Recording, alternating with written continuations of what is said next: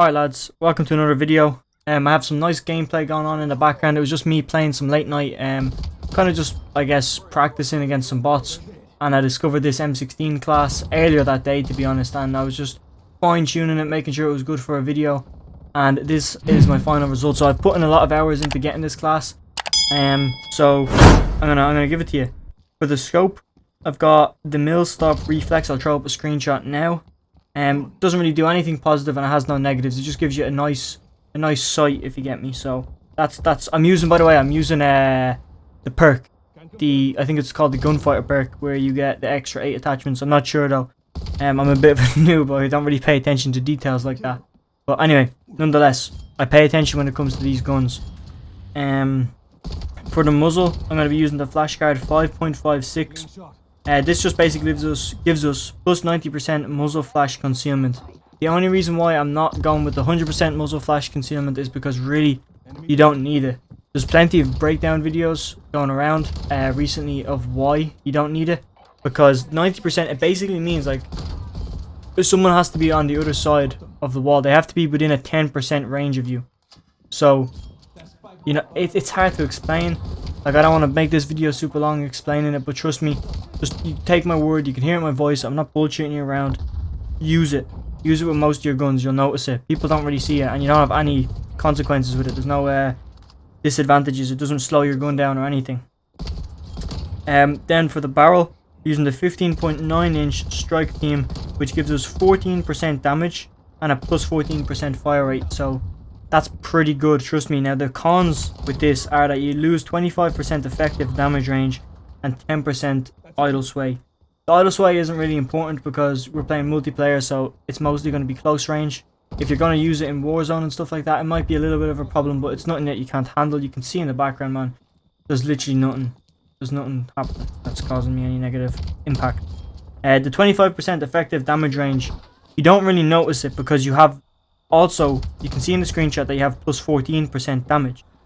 So you're getting more damage, but it just drops off at range. So it doesn't even out. You still lose a bit of damage, but you have the fire rate to back you up.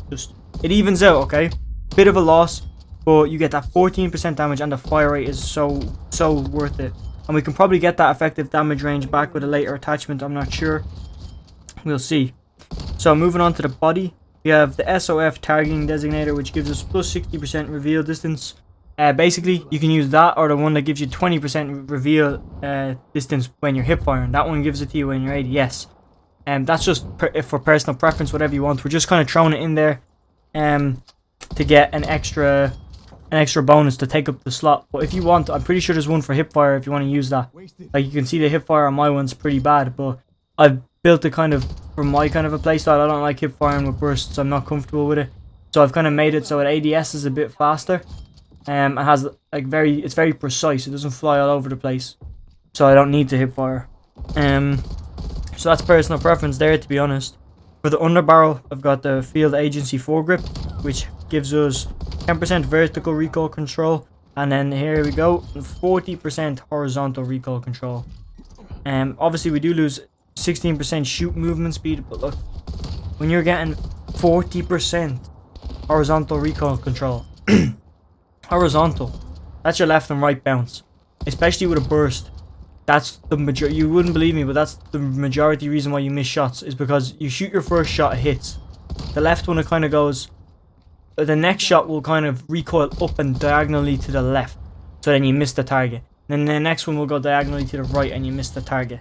But with this, it kind of just makes your recoil go straight up, no left and right. It's easier to control the one that goes left or goes up and down, because if let's say if you aim at the chest, it's going to recoil up and then eventually hit them in the head before going off their body. If it goes left and right, you're going to hit two chest shots and then the third one's going to miss, so you can't get that one burst kind of feel. Obviously we do lose 16% shoot move speed, but we're not too bothered about the speed. We'll get it back at the end, trust me.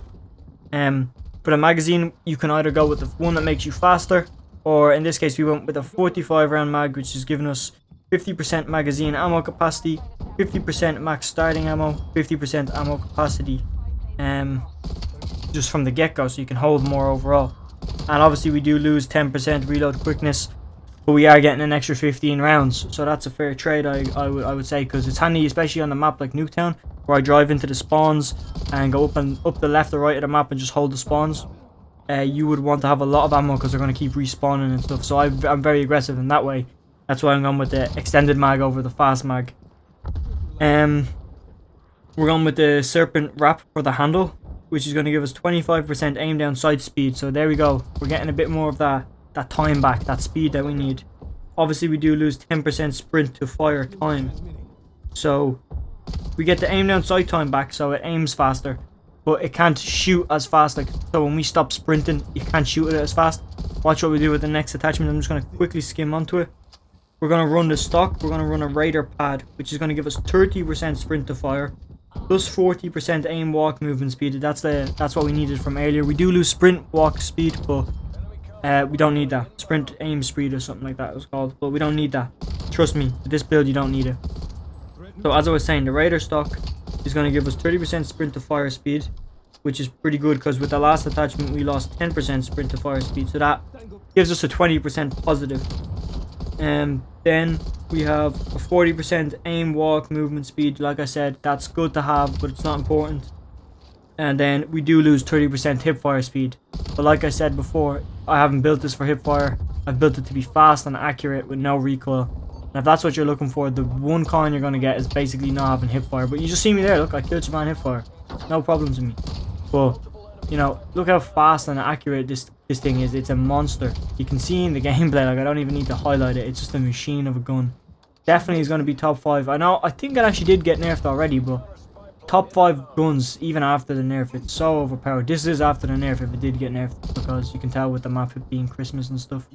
I know I heard a lot of rumors about, like, what was it that got nerfed? The AUG and the FAMAS, I'm pretty sure got nerfed. I'm not too sure though, I don't take my word for that. I need to catch up with my J-God videos and my Iceman Isaac. They always cover this kind of stuff, especially Iceman Isaac for Warzone. He's the GOAT. Nonetheless though, J-God is still a legend. I'm not taking any credit for him. Most of the stuff anyway I know is from watching his videos, so big credit to him. For no reason, just because he's the GOAT. Leave requests down below of what other kind of class setups you'd like to see and stuff like that, because I'm down to show loads of different class setups. I'll probably just leave you with a minute of loose gameplay of me popping off, I guess. You can't hear me or anything. And just a bonus tip for anyone who's here. You can see with the hand cam, I'm only noticing it now. With my hand cam, see the way I'm wearing a jumper when I'm practicing. This is just a bonus tip. I'll probably put it in another video, but I'll give it to you guys early for staying, I guess. I'm wearing a jumper and I play low sensitivity, but if you play very low sensitivity like me, you know that your arms can get fatigued quickly. So what I always do late night session is I put on a heavy jumper like that one, the way it's a bit baggy, and it makes it so much harder to drag my hand along the mouse pad. It's almost like when you're walking through muck in loose shoes and your shoes keep getting stuck in the muck, and then you have to get almost get a nice grip with your foot inside the shoe. That's kind of what this is like. It's basically, it's overtraining basically. So it's gonna make your muscles gain more stamina, I guess. It's the same kind of stuff you do in the gym, you know. You would lift so heavy in the gym to destroy your muscle, so that way when you eat protein, it's gonna rebuild. It's the same thing with muscle memory. You just need to literally take it to the ground till it kind of hurts. Not even till it hurts, but till it's tense and tired.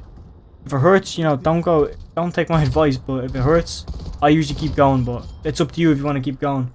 That's kind of dodgy advice, but you don't want to injure yourself, you know. You know yourself if you're about to injure yourself, stop. But man, can't do anything in life without a little bit of pain. So that's what I'd be doing. I burn my arm out at the end, playing against easy bots, so I can be just zapping people and flicking between head to head. It really does it for me. So that's a bonus tip for anyone who wants it. Obviously you have to play keyboard and mouse to do it, and to be able to play like that with the low sensitivity, and then it becomes even slower because you're literally dragging all that jumper around with you. And believe me, it is a lot harder. It's because it's the fabric on your mouse pad. If you have a cloth mouse pad as well, it's super hard to aim like that. Nonetheless, I'm going to end the video here, leave you with this last loose minutes of gameplay, then probably run the outro. And obviously, you know, man, hit that sub button if you haven't already. I didn't say anything, I didn't tell you to sub the whole video. Wait till the end. until you're ready to sub, until you've stayed this long.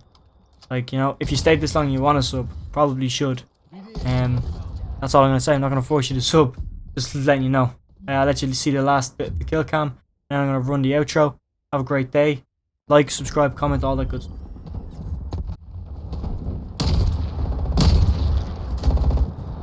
Effective shot.